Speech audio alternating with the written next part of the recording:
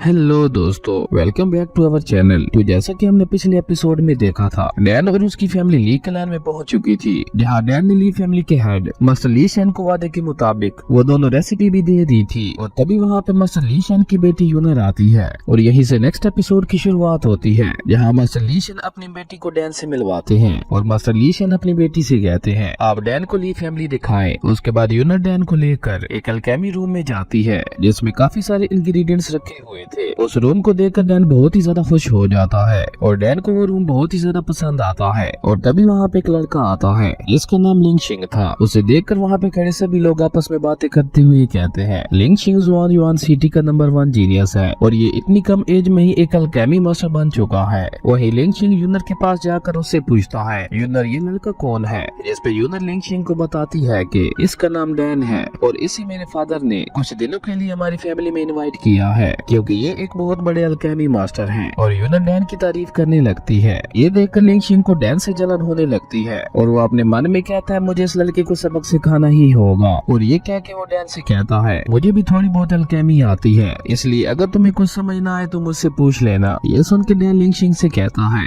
मुझे भला तुम्हारी मदद की क्यों जरूरत पड़ेगी और तुम्हारी क्वालिफिकेशन क्या है जो मैं तुमसे मदद मांगू। जिस पे लिंग शिंग काफी प्राउड से कहता है मैं अभी सिर्फ 18 साल का हूँ और मुझे ऑलरेडी अल्केमी में 1 साल का एक्सपीरियंस है, पर तुम बताओ तुम्हारी क्वालिफिकेशन क्या है और तुम्हें कितने दिन हुए हैं अल्केमी को ज्वाइन किए हुए। ये सुन के डैन उससे कहता है मुझे अभी के लिए पिल्स बनाना नहीं आती। और डैन की ये बात सुन के लिंग शिंग खुश हो गया था, पर तभी डैन कहता है मैं पिल्स नहीं बना सकता, पर मैं एक 6th ग्रेड की लिक्विड मेडिसिन बना सकता हूँ और इसलिए मुझे ली फैमिली ने यहाँ पे इन्वाइट किया है। डैन की ये बात सुन के वहाँ पे खड़े सभी लोग कहते हैं क्या ये लड़का पागल हो गया है जो ये कुछ भी बोले जा रहा है। क्या इस लड़के को वाकई लगता है कि हम इसकी बात पे यकीन कर लेंगे कि ये एक 6th ग्रेड की मेडिसिन बना सकता है। वही लिंग शिंग भी डैन का मजाक उड़ाने लगता है। ये देखकर डैन एक फर्नेस के पास जाने लगता है जिसमें कुछ वेस्ट मेडिसिन पड़ी हुई थी। ये देखकर यूनर डैन से कहती है ये वेस्ट मेडिसिन है, इसलिए तुम नई मेडिसिन ले लो। पर डैन उन्हीं वेस्ट मेडिसिन को रिफाइन करने लगता है। ये देखकर लिंग शिंग एक बार फिर से डैन का मजाक उड़ाते हुए कहता है ये तो वाकई कमाल का अल्केमी मास्टर है जो वेस्ट मेडिसिन को रिफाइन कर रहा है। लिंग शिंग की ये बात सुन के वहाँ पे खड़े सभी लोग एक बार फिर से हंसने लगते हैं। वहीं डैन उस मेडिसिन को रिफाइन कर लेता है और ये देखकर वहाँ पे खड़े सभी लोग बहुत ही ज्यादा हैरान हो गए थे। और यूनर उस मेडिसिन को चेक करने के बाद 5th ग्रेड की मेडिसिन बताती है, पर लिंग शिंग को इस बात पे यकीन ही नहीं होता और वो गुस्से से यूनर से कहता है आखिर तुम एक ही बार में ये कैसे बता सकती हो कि ये मेडिसिन 5th ग्रेड की है। और ये कहकर लिंग शिंग यूनर को साइड पे धक्का दे देता है जिससे वो गिरने ही वाली थी, पर तभी डैन उसे पकड़ लेता है और ये देखकर यूनर के गाल लाल हो गए थे। वही लिंग शिंग उस मेडिसिन को देखते हुए कहता है आखिर इसने वेस्ट मेडिसिन की मदद से एक 5th ग्रेड की मेडिसिन कैसे बनाई। मुझे लगता है ये बस एक कोइंसिडेंस था। उसके बाद डैन कुछ कहे बगैर वहाँ से चला जाता है और वहीं यूनर भी उसके पीछे पीछे आने लगती है। ये देखकर डैन यूनर से कहता है तो अब मिस यूनर को यकीन हो गया ना कि मैं झूठ नहीं बोल रहा था। ये सुन के यूनर डैन को पकड़ते हुए कहती है अब जब आप ली फैमिली में आ गए हैं तो हम दोनों भी एक फैमिली की तरह हैं, इसलिए अगर आपको कभी भी मेरी मदद की जरूरत हो तो आप बस मुझे बता देना। जिस पे डैन मिस यूनर से कहता है मिस यूनर मेडिसिन रिफाइन करने में बहुत ज्यादा स्पिरिचुअल एनर्जी लगती है, इसलिए मैं थोड़ी देर के लिए रेस्ट करना चाहता हूँ, तो क्या आप मुझे मेरा रूम दिखा सकती हैं। ये सुन के यूनर डैन को उसके रूम में ले जाती है और वो खुद डैन की एक डिसाइबल की तरह बिहेव करने लगती है। और यूनर डैन से कहती है मास्टर क्या आप मुझे सिखा सकते हैं कि मेंटल पावर को कैसे बढ़ाया जाता है और आप इतनी इजीली स्पिरिचुअल पावर को कैसे कंट्रोल कर लेते हैं। जिस पे जैक सोचते हुए कहता है अगर मेरे पास मेरी पिछली लाइफ का 10,000 सालों का एक्सपीरियंस नहीं होता तो मैं भी इतनी आसानी से स्पिरिचुअल एनर्जी को कंट्रोल नहीं कर पाता। और डैन यूनर से कहता है अगर मैं तुम्हें कहूँ कि स्पिरिचुअल एनर्जी को कंट्रोल करने में कोई भी स्किल यूज नहीं होती तो। पर डैन की इतनी बात सुनते ही यूनर डैन से कहती है तुम एक चीटर हो, तुम बस मुझे ये स्किल बताना नहीं चाहते इसलिए ऐसा कह रहे हो। और तभी वहाँ पे म्याओ आ जाती है जो यूनर और डैन को लड़ते हुए देख लेती है और ये देखकर उसे बहुत ही ज्यादा गुस्सा आता है। वो डैन के पास जाकर उससे कहती है डैन तुम कितने घटिया लड़के हो, तुम अभी अभी ली फैमिली के अंदर आए हो और तुमने अभी से लड़कियों के साथ खेलना शुरू कर दिया है। और ये कहकर म्याओ डैन की नोज को पकड़कर उसे दबाने लगती है और ये देखकर डैन म्याओ से कहता है म्याओ तुम्हें बस गलतफहमी हुई है, यहाँ पे ऐसा कुछ भी नहीं हो रहा था जैसा तुम सोच रही हो। मिस यूनर बस चाह रही थी कि मैं उनकी हेल्प करूँ। डैन की ये बात सुन के यूनर म्याओ से कहती है नहीं ये बिल्कुल झूठ बोल रहा है, बल्कि यही मुझे परेशान कर रहा था। और ये सुन के तो म्याओ को बहुत ही ज्यादा गुस्सा आता है और वो डैन को एक थप्पड़ लगा देती है। अगली सीन में हम लिन टियान के बड़े भाई को देखते हैं, जिससे उसका एक सिपाही आकर बताता है कि यंग मास्टर मारे गए हैं और उनकी बॉडी यूजी सिटी के बाहर मिली है और उसी के साथ लिन टियान की फैमिली जियान यून सिटी में आ गई है और वो ली फैमिली में शामिल हो गए हैं। ये सब सुन के लिनो को बहुत ही ज्यादा गुस्सा आता है और वो उसके हाथ में पकड़ा हुआ चाय का कप तोड़ते हुए कहता है, लिन टियान तुम कब तक मुझसे बचोगे, एक न एक दिन मैं तुम्हें जरूर मार दूंगा।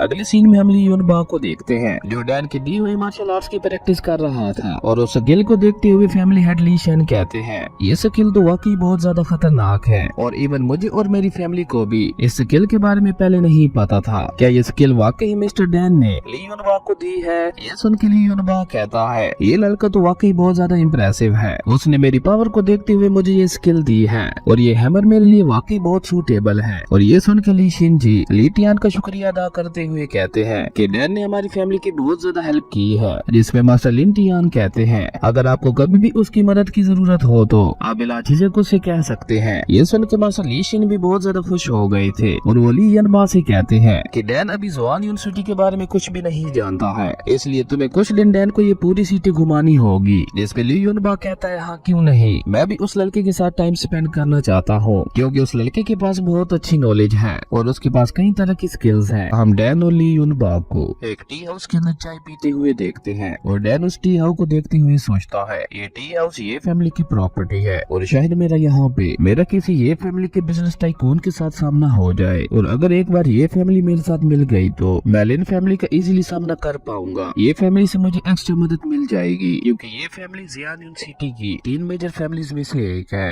पर वो बिजनेस के मामले में नंबर 1 पे है। और ये सब सोच के डैन अपनी चाय पीने लगता है। वहीं डैन को चुप देखकर ली यूनबा डैन से पूछता है, छोटे भाई आज तुम इतने चुप क्यों हो? और डैन यूनबा की बात को चेंज करते हुए उससे कहता है, बिग गाय मैं तुमसे जस्ट करता हूँ कि तुम औरतों से दूर ही रहना क्योंकि औरतें दिखने में जितनी ज्यादा अच्छी लगती है असल में वो उतनी ही ज्यादा खतरनाक होती है, इसलिए तुम औरतों से होशियार ही रहना। ये देखकर ली यूनबा अपने पास खड़ी हुई 2 सर्वेंट लड़कियों को देखता है और वो दोनों सर्वेंट लड़कियां भी ली यूनबा को देखते हुए स्माइल करने लगती हैं। ये देखकर ली यूनबा थोड़ा कंफ्यूज हो जाता है क्योंकि उसे डैन की बात समझ नहीं आई थी, इसलिए वो डैन से कहता है, मुझे किसी भी औरत की कोई जरूरत नहीं है, मैं हमेशा औरतों से दूर ही रहता हूँ। और वो अपना हैमर उठाते हुए कहता है, मैं बस इस हैमर की कुछ और टेक्निक्स को सीखना चाहता हूँ। ये सुन के डैन ली यूनबा से कहता है, ये तो तुम्हारी परफॉर्मेंस पे डिपेंड करता है, अगर तुमने मेरा काम कर दिया तो मैं तुम्हें इस हैमर की और भी टेक्निक्स को सिखाऊंगा। और उसके बाद डैन ली यूनबा से कहता है, मैं किसी आदमी को ढूंढ रहा हूँ, इसलिए तुम जाकर मेरे लिए उस आदमी को ढूंढो। अगले सीन में हम एक लड़के को देखते हैं जो एक लड़की का हाथ पकड़कर उसे तंग कर रहा था और वो लड़का चिल्लाते हुए उस लड़की से कहता है, तुम्हें क्या लगा था तुम मुझसे छुपकर इस टी हाउस में रहोगी तो क्या मुझे पता नहीं चलेगा? तुम्हारे जवारी बाप ने मेरा कर्जा वापस ना कर पाने की वजह से तुम्हें मुझे बेच दिया था, इसलिए अब तुम मेरी गुलाम हो। ये सुनकर वो लड़की बहुत ही ज्यादा डर गई थी और वहाँ पे खड़े बाकी लोग भी ये सुनकर आपस में बातें करने लगे थे। वो लड़का जिसका नाम जेंग था वो उस लड़की को खींचकर वहाँ से ले जाने लगता है। ये देखकर वो लड़की जेंग से कहती है, यंग मास्टर जेंग प्लीज मुझे थोड़ा टाइम दीजिए, मैं कुछ ही समय में आपके पैसे वापस कर दूंगी। ये सुनकर जेंग को बहुत ही ज्यादा गुस्सा आता है और वो उस लड़की को एक थप्पड़ मारते हुए कहता है, अपनी बकवास बंद करो, तुम लोगों ने पहले ही बहुत ज्यादा टाइम ले लिया है। और ये कहकर जेंग उस लड़की को दोबारा उठाते हुए उससे कहता है, मैं तुम्हें एडवाइस देता हूँ कि तुम रियलिटी को एक्सेप्ट करो, अगर तुम मेरे साथ आती हो तो तुम्हारी सारी मुसीबतें खत्म हो जाएंगी। जेंग उस लड़की को जलील कर ही रहा था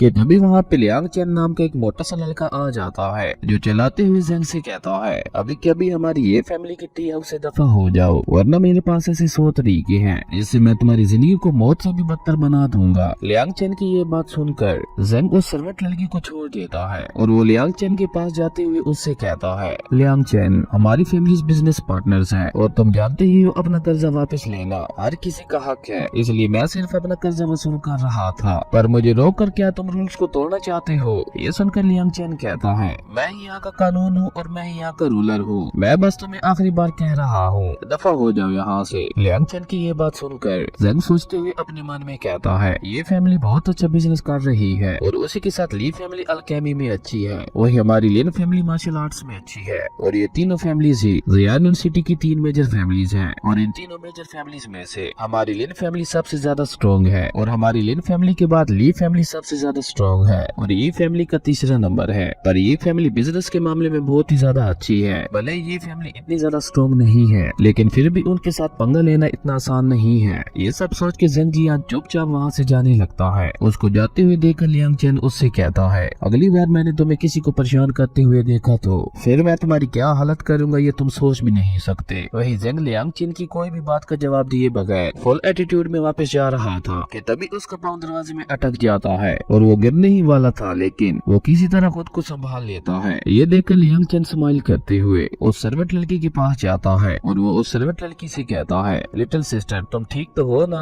लियांग चैन की ये बात सुनकर वो सर्वेंट लड़की रोने लगी थी। ये देखकर लियांग चैन कहता है, क्या मैं तुम्हारे लिए किसी डॉक्टर को बुलाऊं? और वो उस सर्वेंट लड़की से कहता है, तुम अपनी बॉडी को देखो, तुम बहुत ज्यादा कमजोर हो गई हो, इसीलिए तुम्हें कोई भी आकर परेशान करता है। अगर तुम्हारी बॉडी मेरी जैसी पावरफुल होती तो फिर तुम्हें कोई भी परेशान करने की हिम्मत नहीं करता। लियांग चैन ये सारी बातें कर ही रहा था कि तभी पीछे से कोई उसे ऊपर उठा लेता है। ये देखकर लियांग चैन गुस्से से कहता है, मेरे साथ ऐसा करने की किसकी हिम्मत हुई? और जब वो पीछे मुड़कर ली युनबा को देखता है तो वो शौक होते हुए कहता है, ली युनबा तुम्हें क्या चाहिए और तुमने मुझे ऐसा उठाया क्यों हुआ है? मुझे जल्दी से छोड़ो। लियांग चैन की ये सारी बातें सुनकर ली युनबा कहता है, कोई तो उसे मिलना चाहता है इसलिए मैं तुम्हें लेने आया हूँ। ये सुन के लियांग चैन गुस्से से कहता है, ऐसा करने की किसकी हिम्मत हुई? अगर कोई मुझसे मिलना चाहता है तो वो खुद आकर मुझसे मिले, क्या उसमें इतने भी मेहनत नहीं है? ये सुनकर ली युनबा लियांग चैन से कहता है, क्या मैंने तुमसे तुम्हारी ओपिनियन पूछी? और ये कहकर ली युनबा लियांग चैन को वैसे ही उठाए हुए वहाँ से जाने लगता है। ये देखकर लियांग चैन चिल्लाते हुए कहता है, तुम मेरे ही एरिया में मेरे साथ ऐसा नहीं कर सकते। पर ली युनबा उसकी कोई भी बात सुने बगैर उसे वहाँ से ले जाने लगता है। अगले सीन में हम डैन, लियांग चैन और ली युनबा को एक साथ बैठे हुए देखते हैं। यहाँ ली युनबा काफी गुस्से से लियांग चैन को देख रहा था।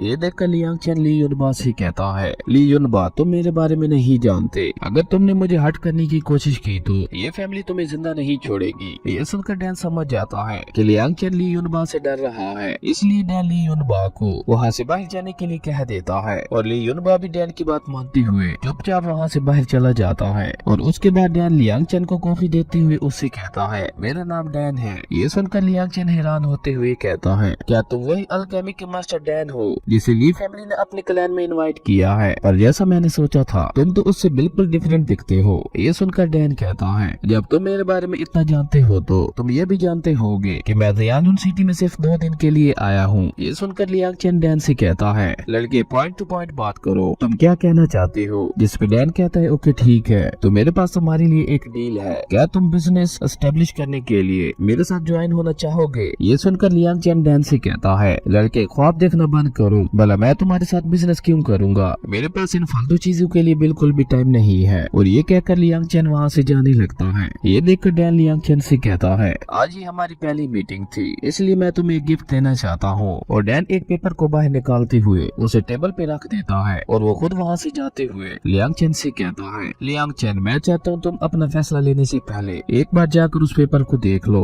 और ये कहकर डैन वहाँ से चला जाता है। वहीं लियांग चैन भी डैन की बात मानते हुए उस पेपर को जाकर देखता है। और जैसे ही लियांग चैन उस पेपर को देखता है तो वो बहुत ही ज्यादा हैरान हो जाता है। और इसी के साथ हमारा ये एपिसोड यहीं पे खत्म हो जाता है। अब नेक्स्ट एपिसोड में देखना इंटरेस्टिंग होगा कि उस पेपर में ऐसा क्या था जिसकी वजह से लियांग चैन इतना ज्यादा हैरान हो गया था। अगर आपको वीडियो अच्छी लगी तो लाइक कर दे और अगर चैनल पे नए आए हो तो सब्सक्राइब करते जाना। तो मिलता है एक न्यू वीडियो में, तब तक के लिए बाय।